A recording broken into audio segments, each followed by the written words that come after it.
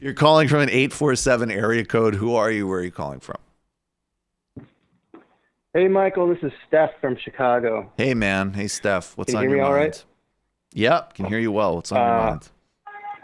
Originally, I wanted to tell a story about some personal interactions I had with some Trump supporters, but now that this Warren thing has come up again with the Native American, the whole Native American thing, I had some pretty strong opinions on it that I think are probably contrary to yours.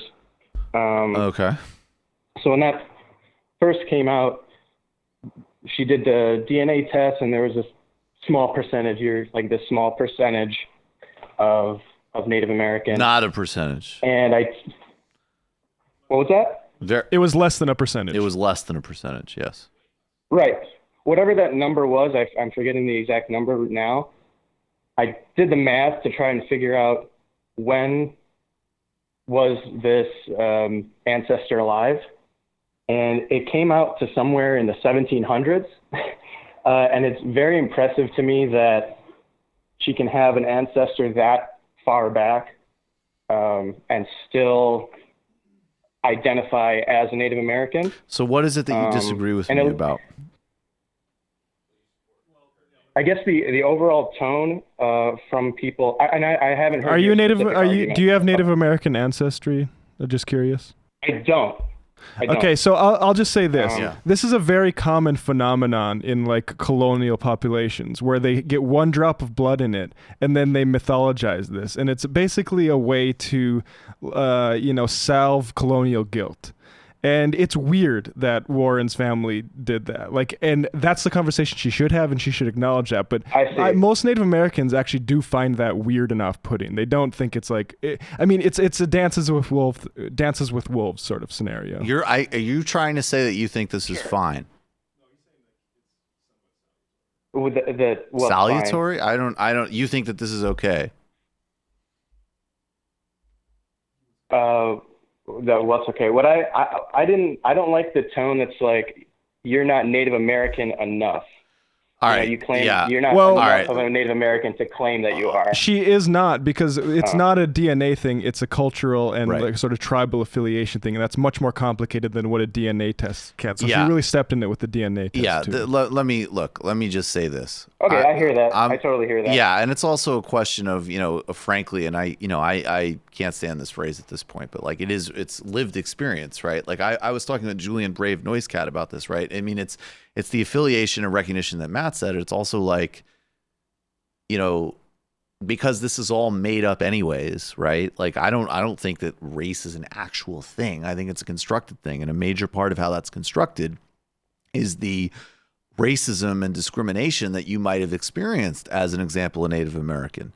So, no, that's not a characteristic of her life. But my point, so no, I don't. It's not this is not. I don't know that it's not a characteristic of her life. I don't know what kind of stories are being told in her family about this, or how she knows that she's part Native American. All right, man. I don't know enough to make that claim. Okay, well, then just read a few articles. I would say I would point to. Yeah, that's fair. I mean, this complication is, I think, a wide one, and this is why a lot of Native American activists that I follow are upset with Warren and how she's handled it. Like they have maintained that. Level of upset even through her, attempts to try to make it right. I would follow Rebecca Nagel. She's a Cherokee writer on Twitter at Rebecca Nagel. She's pretty good on this stuff. And that I'm like not, I'm not,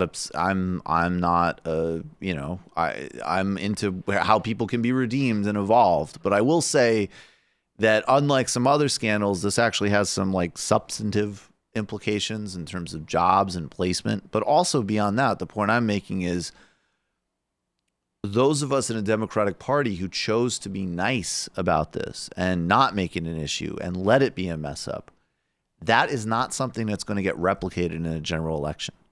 And that's another discourse that I find very weird in the Democratic primary, where it's like, it's one thing to say, obviously, slightly, it's more evolved than what you'll have in a general election in some respects, but you also have to, like, if somebody showed me a poll that said, you know what, the fact that Bernie's Jewish is actually a real problem for him in key geographies, I would be morally emotionally distraught and disgusted. And I would need to think about how to work around that, because that would be a real thing. So this is going to be a real thing in a general election. All the stuff that people say, it's like, oh, that's unfair, take it off the table. I also like, I want to know a Venn diagram of people who think that, this Native American thing is okay, and then also have an opinion on every comedy special. That I do find a bit suspect. But even beyond that, all right. This is going to be a issue. And how it was handled initially was disastrous. And the reason that it hasn't been made an issue is because there's not an appetite for it in the Democratic electorate. It was pretty clumsy. The fact that Trump even is using these, so that's going to be an issue. Is not the focus of it. And then she's like, no, I'm going to prove to you. I really, that's going to be clumsy. And that was disastrous. And this will be an issue. And so people need to also, there's some polls that, now I'll say they're biased. Some polls say, oh, the word socialist doesn't look good in a general election. And I would say, yes, that could be a problem. But I also, if you're going to do a poll like that, I also want you to put lifelong Washington insider and Harvard law professor and a bunch of other adjectives that Republicans might be able to use, right? I will do that pushback. Sure. But I also am able to say, there's some people on my side of it. Oh, it'll be no problem. It might cause a problem in certain areas. I don't know.